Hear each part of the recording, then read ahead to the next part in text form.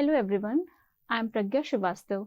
I am here to record a lecture on VLSI technology. The course code is KEC 053. Presently, we are discussing its Unit 4. Previously in Unit 4, we have discussed what is diffusion and ion implantation. So, we have also discussed the introduction of ion implantation, which we will discuss further in this lecture. So, ion implantation is a process where, just like diffusion, we try to add another type of semiconductor material onto the parent atom to increase the conductivity. So, semi-conduction properties can be changed by introducing small quantity of dopant atoms. There is a need of method of introducing the dopant that is controllable, reproducible, and free from undesired side effects.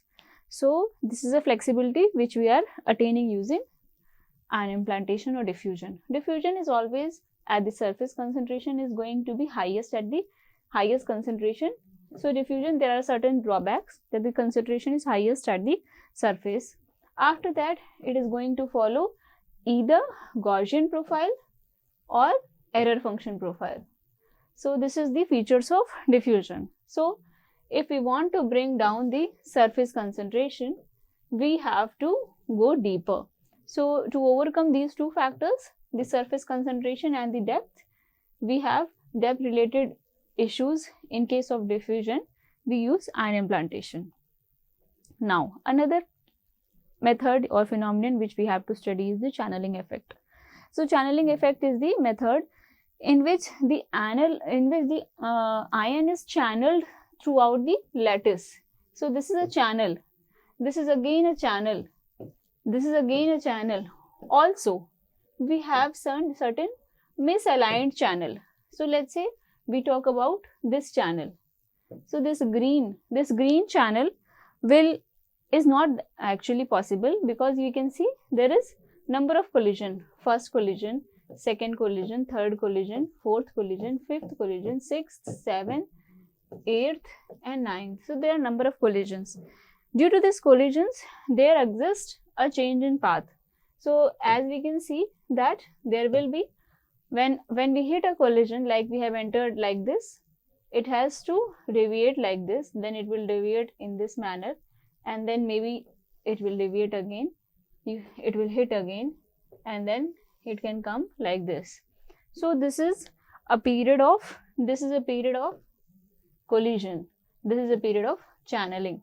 So, channeling is without misorientation.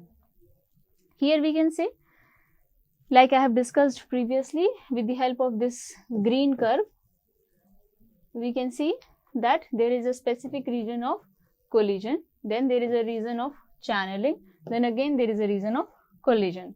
Channeling is a reason where we can see that the incident ion is very easily channeled from one end to another end. So, this is the wafer surface. We can see if we follow 100% and 0 degree misalignment, we can form a channel like this. So, this is the best channeling process. So, post collision channeling, what happens is, if we talk about dopant concentration, at the collision, the dopant concentration increases. When there is a channeling, the dopant concentration will fall, and then again it will increase. So, this is the profile of dopant concentration is to distance. Ion implantation process and its channeling effect. So, there are ways to avoid channeling effect. Tilt wafer 7 degree is most commonly used. So, to avoid channeling, we can introduce some tilting. We can see that since at the place of channeling, the dopant concentration is reducing, we can, this is the phenomenon in which we have changed the angle by this. So, this is how much? 7 degrees. So, we can also use screen oxide. Pre-amorphous implantation or germanium, shadowing effect and blocked by structures, rotate wafer and post implantation diffusion. We can see What is shadowing effect here? In the shadowing effect, we can see that the ion beam is incident. Here it's incident, the ion beams is incident, and we cannot, due to the presence of this ridge here, this is this ridge, due to the presence of this ridge, this particular portion is shadowed. So this is shadowed region. So shadowed region remains undoped, whereas the exposed and the open region, easily gets the ion beam. So this is the shadowing effect. Now here we have another case where we can see that since here we do not have any ion beam and we do not have any doped region, after annealing and diffusion, what we do after annealing and diffusion, this is the region of shadowed region, like this was the region, the shadowed region has shifted, and we can see that the doped region has extended its dimension. So this is the after effect of annealing and diffusion. We will see more on annealing in the next slides. What is the damage process? One energetic ion can cause thousands of displacement in the lattice atom. We know that energetic ion will come and hit and collide. So this will result into thousands of displacements by hitting the semiconductor surface with a stream of high energy particle, and it is going to create damage. So these ionized particles, they penetrate the semiconductor surface. It is brought to the rest by stopping mechanism. So the nuclear stopping, we have studied in previous lecture what is nuclear stopping and what is electronic stopping. So nuclear stopping is primary cause for damage because it is colliding with the lattice atom and in the process imparting energy to the lattice atom. Here we can see, unless and until we can rectify these damages, the semiconductor will be of no use. So we have to cover and we have to overcome these damages. Damage affects the conductivity, mobility and lifetime charge carriers. Polished mirror appearance of silicon wafer will be lost. So this is how the damage process impacts the performance. In this diagram we can see lattice damage with one ion. What is happening actually? We can see that this is a light ion, let's say boron ion. Another is example of heavy ion, let's say phosphorus ion. So what is actually happening just because of one single ion? What is this one ion is hitting, and we can see the gray portion at the in the background is the lattice. So this is all the lattice we can see. This is the single crystal silicon, and here we have seen, let's consider the case of boron, since it is the light ion. So we can see that, let's assume that the arrows are signifying the magnitude of the what we call magnitude of hit or magnitude of damage or magnitude of the force with which it is hitting the lattice. So we can see that it's extending almost till the end. This is the end, but it is a narrower damage, transferring small amount of energy but till a larger space and till the end. So it is long, narrow damage. Since the energy is small, but it persists till the end. Now the magnitude is more here. Let me use a different ink here. We can see that magnitude is very much high. One hit is again making initiating two other dislocations. This one is creating two other dislocation. This one is creating two other dislocation. This one is creating this two other dislocation. So we can see many dislocations only from one hit. So what is happening here? Maximum range is small and maximum damage in small region. So this is a more damage. So this boron ion is imparting more damage as the phosphorus ion is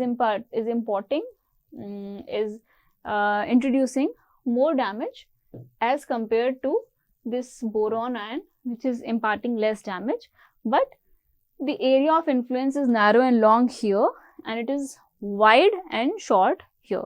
We can see it's very long, but it's narrow, but here it is short, but it's wide. So this is what the difference is. Lattice damage with one ion. Now, implantation process and what is the damage related to it. We can see here that ion collide with lattice atom and knock them out on the lattice grid. Implant area on substrate becomes amorphous structure. So this is here. We have a picture before implantation, and here we have a picture after implantation. So we can very easily locate this molecule, which is the what we call the doping concentration or the doping atom, which is a impurity added from outside. So this is after implantation. We can see a picture of before implantation. We can see a picture of after implantation. The lattice has been completely changed, and we can see that how the structure becomes amorphous. Dopant atom must be in single crystal structure and bond with 4 silicon atoms to be activated as donor N-type or acceptor P-type. The thermal energy from high temperature helps amorphous atoms to recover single crystal structure. Now we have to see the thermal annealing. Now I have several slides on thermal annealing. We will see that with the help of thermal annealing, how the entire lattice is settled up. In this one, we can see that only the last layer, is settled. Only the last layer looks kind of sorted. We can see here. So after this thermal annealing goes on, this same lattice will be settled for another layer, and this will be like this 2 layer, next 3 layers, next these many layers, next the complete lattice has been settled. So we can see I will be spanning again fast this. See, so here we start. From the process of thermal annealing, we can see that only the bottommost layer is settled. Rest of the lattice is still mismanaged. Next, we can see bottom 2 are settled. So annealing process is advancing. With the passage of time, annealing process is advancing. Next, more layers are settled, and the remaining the layers which are unsettled is less. Next, we have these many layers settled, and of course in the next state we will have the entire chunk and the entire lattice will get settled, and this is because of solid state epitaxy. So the lattice atoms are these parent atoms, and the dopant atoms are this black color molecule, which is nothing but the impurity. So due to this impurity, due to this presence of impurity, the lattice needs again rearrangement, which is called thermal annealing. Ion implantation system. So we have studied all the features of ion implantation, what it works, how it works, what is nucleus dropping, what is electronics dropping. Now is the point where we have to study what is actually ion implantation, what the ion implantation system looks like. Ion implantation aspect is an implantation system in an ion source. The dopant source is compound of the dopant material, and it usually a gaseous compound of dopant material. We can see that it is altogether a setup. Ion implantation is altogether a setup which is generally, having an accelerator. What this accelerator will do? This accelerator will impart energy to the ion beam and the accelerator, and to accelerate it down the line. So normally there is a complete setup of ion implantation system. This is what we have a schematic of an ion implanter. Here we can see in this schematic, this is the ion source. Ion source is entered using a arc chamber. This is the arc chamber. and after that we have certain magnets. Since we can see that this beam was deviating from its path, so there is a magnet using which we can confine. So magnet is nothing but an ion analyzer magnet which confines the ions. Now next confinement happens after the ion selection aperture. Ions are selected here and then they are passed to the aperture where there is certain acceleration tube. So this acceleration tube will impart the energy and impart the acceleration speed, positive acceleration to the ions so that they move faster. Then again we have X and Y scan plates. We sometimes call it horizontal and vertical deflection plates. So these plates will confine, Y scan plates will confine the ion beams which is moving out in Y axis. X scan plates will confine the ion beams which is moving out in X axis. So after, let's say this beam is like this, we have the beam is deflecting. So here if we have a scanning plate, so this scanning plate will let only this red one to continue. This won't continue and this will, sometimes they will be out of the system. So after there is a high electron beam which is very much confined, very much focused along Y and X direction. Then in front of them we will be having a wafer. So this beam is coming out of from here, highly accelerated beam, and then we have a particular slot in the wafer where we want the ion beam to focus. So to learn more on this, it will create a well here. So let's imagine this is a wafer. This well will be made here. So this entire setup will focus the ion beam here. So this is how the system looks like. And again there is a rotating wafer holder and the shaft rotates like this, which is electrically grounded, and using this rotations mechanism we can very much control the exact location where we want the ion implanter to work. Next we also have a disc like setup here, and which is also called transitional wafer holder, where we have multiple wafers, wafer 1, 2, 3, 4, 5, 6, and at the top we have the ion implanter. An ion implanter will give out the accelerated ion beam, and those ion beams will target the wafer and we'll have a particular well created. Okay, so we will have a particular well created on the wafer. So this is also another setup. So accelerator voltage here is 1 to 200 kilovolt, and for like dose is the amount of dopant which we add. So this is ranging between 10 raised to the power 11 to 10 raised to the power 16 per cubic per square centimeter, and accuracy of dose is less than 5%, and uniformity is between it is less than 1% for 8-inch wafer. So here we have certain an ion beam of particular energy is going to impinge on the semiconductor, and on the semiconductor there are various ions. There are various ions compound of the dopant species in the stream. There is also a mass separator. Usually the mass separator is for ion implantation, what we use for homogeneous field magnet analyzer. And we have a centrifugal force acting in opposition with the direction of the force of the ions, which is, we know, F is equals to Q V cross B, and we can also write it as mv square by r. So here we have this Q is the charge, this V is the magnetic field, and replacing this r is the radius, V is Q B r by m.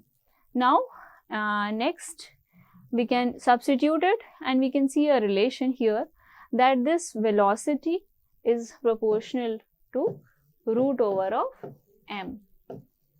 So the electrical velocity V is imparted in the accelerator section by using an electrical field, and the radius of circular motion of the particle r is given by the radius is given by this formula. So these are the two important equations, and this is again a schematic of ion implanter which we have studied previously. Again, one more neutral beam trap of ion implanter, where we have a magnet analyzer, and then again we have an accelerator tube which works for 180 kilovolts, and again we have certain y-axis scanner and x-axis scanner. This axis scanner helps in reducing the reflection. So that's all on unit 4 from my side, and in next lecture we'll start unit 5. Thank you.